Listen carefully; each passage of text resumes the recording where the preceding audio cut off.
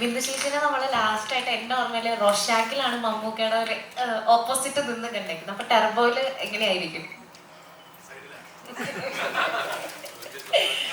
സംസാരിക്കുന്നതിന് മുമ്പ് ഒരു സെക്കൻഡ്, ഞങ്ങൾ ഒരുപാട് കഷ്ടപ്പെട്ട ഒരു കാസ്റ്റിംഗ് ആയിരുന്നു കേട്ടോ.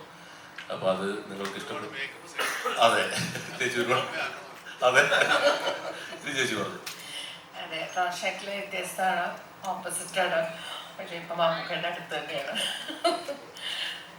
ബിന്ദു ചേച്ചി, ഇപ്പൊ സായി ചേട്ടൻ പണ്ടൊരു ഇന്റർവ്യൂല് പറഞ്ഞിട്ടുണ്ട്, എനിക്ക് നേരിട്ട് വിളിക്കാൻ പറ്റില്ല മമ്മൂക്കനെ, ഏടാ ഇങ്ങ് വാടാ ഒന്നും പറയാൻ പറ്റില്ല. അപ്പൊ മമ്മൂക്കയുടെ അച്ഛനാവാൻ പറ്റുന്നുണ്ടല്ലോ രാജമാണിക്യത്തിലൊക്കെ, അതൊരു സൗകര്യമാണ്. അതുപോലത്തെ സൗകര്യം ആസ്വദിച്ചിട്ടുണ്ടോ ടെർബോയില്? തീർച്ചയായിട്ടും. അത് ടെർബോ മാത്രമല്ല,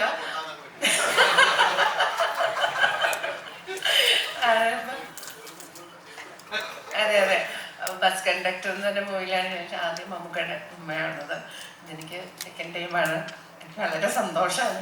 ഈ പറഞ്ഞതൊക്കെ ഞാനും